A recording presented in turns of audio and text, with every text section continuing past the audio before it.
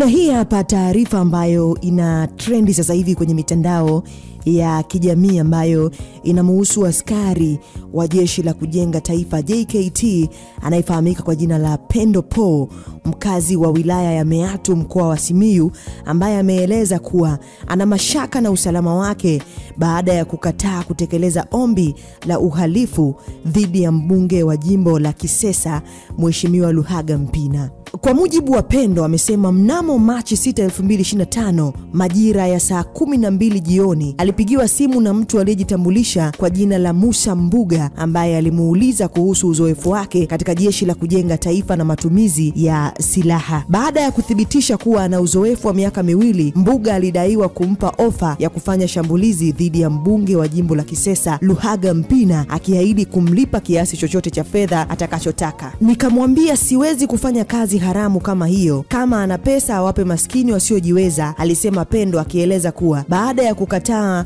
Mbuga alikata simu na kupokea tena simu zake. Pendo anasema alikaa kimya kwa siku 4 kabla ya Machi 11, 2025 kuripoti tukio hilo katika kituo cha polisi Meatu kwa Afande Shafii. Hata hivyo, licha ya kuahidiwa kupigiwa simu, hakupata mrejesho wowote. Aliporudia kuuliza maendeleo ya uchunguzi Machi 13, alijibiwa kuwa bado anatakiwa kusubiri.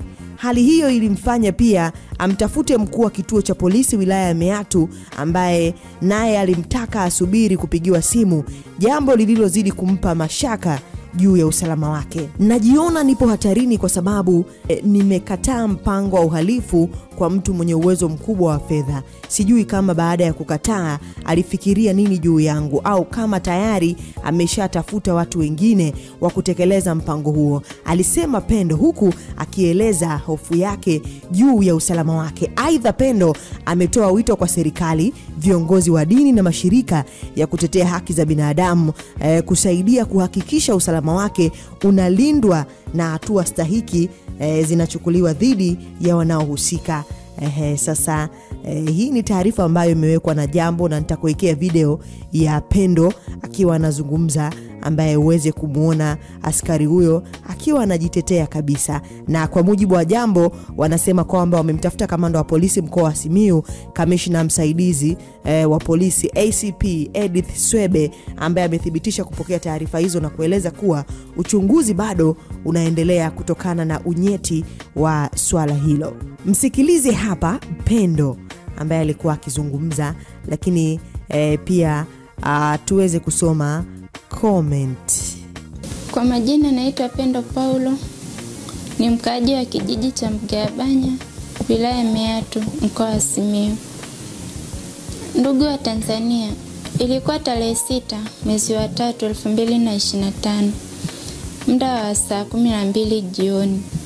Nilipigiwa simu kwa namba 07 52 35 23 51. Na huyo mtu alijitambulisha kwa majina anaitwa Msambuga. Mazungumzo ilikuwa ni kama ifuatavyo. Aliniuliza, bila shaka naongea na Pendo Paulo. Nikamwambia ndo mimi. Akaniuliza, JKT umekaa miaka mingapi? Nikamwambia nimekaa miaka 2. Akaniuliza, unajua kutumia silaha? Nikamuuliza kuna shida gani? Akasema nijibu bora usiogope. Nataka nikupe kazi. Mimi nitakulipa pesa yoyote utakayotaka, ila nikukabidhi silaha ukafanya mashambulizi kwa Luhaga Mpina, mbunge wa jimbo la Kisesa. Nikamwambia siwezi nikafanya kazi haramu kama ile. Kama una pesa kawagawie maskini wasiojiweza. Akakata simu. Alipokata simu mimi nikampigia, hakupokea. Nilikaa na hilo jambo ndani ya siku 4 bila kumwambia mtu yeyote. Tarehe 11 mwezi wa 3, 2025 mida ya saa 5 asubuhi nilipoti hilo jambo kituo cha polisi Meatu na nilipokelewa na Afande Shafii. Nikamweleza shida yangu. Baada ya kuripoti kituo cha polisi, niliambiwa nitapigiwa simu siku ya Jumatano. Siku ya Jumatano ilipita, sikupigiwa simu wala sikupewa taarifa yoyote. Tarehe 13 mwezi wa 3 nikamtafuta Afande Shafii, nikamuuliza kinachoendelea. Majibu alionipa ni kwamba nisubiri nitapigiwa simu. Sikukata tamaa. Nikampigia simu mkuu wa kituo cha polisi wilaya Meatu. Tarehe 13 mwezi wa 3. Yeye akasema nisubiri nitapigiwa simu.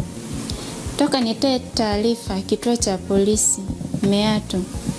Leo ni siku ya 4, sijapewa taarifa yoyote zaidi ya mimi kufuatilia.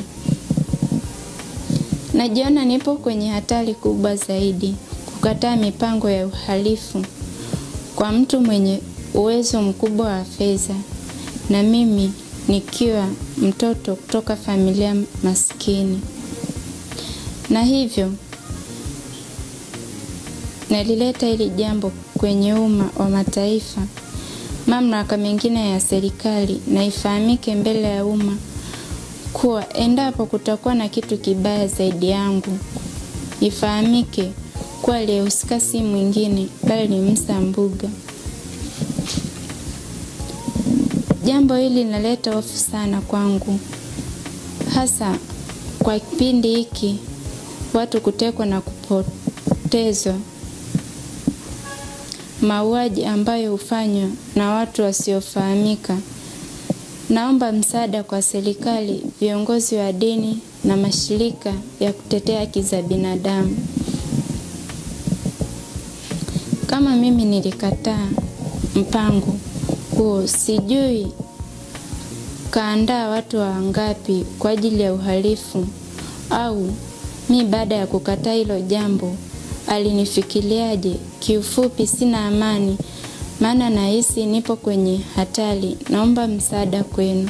Moja kati ya wadau amekuja ameandika hivi, unaweza ukapata mafunzo ya JKT na usijue kutumia silaha? Naombeni jibu jamani, kuna kitu nataka kunoti hapa. Mtu mwingine ameandika kwa nini alimjibu kuwa ana uzoefu wa miaka 2, hivi angesema ajui angepungukiwa nini? Mtu mwingine ameandika tulinde heshima ya jeshi letu JKT. Huyu sidhani kama ni askari kamili mwajiliwa wa JKT, bila shaka alipita tu kwa mujibu. Mtu mwingine ameandika JKT anaenda kushtaki polisi. Mtu mwingine ameandika haya maadili mbona hatupati sisi Wakurungwa. Mtu mwingine ameandika kwa nini afanyiwe hivyo Mpina? Mtu mwingine ameandika Luhaga Mpina baba wa watu anatakiwa kuuawa kwa sababu gani jamani? Mtu mwingine ameandika maagizo haya Mpina atulie, mambo ya kutaka huruma 2025 hii sio sawa.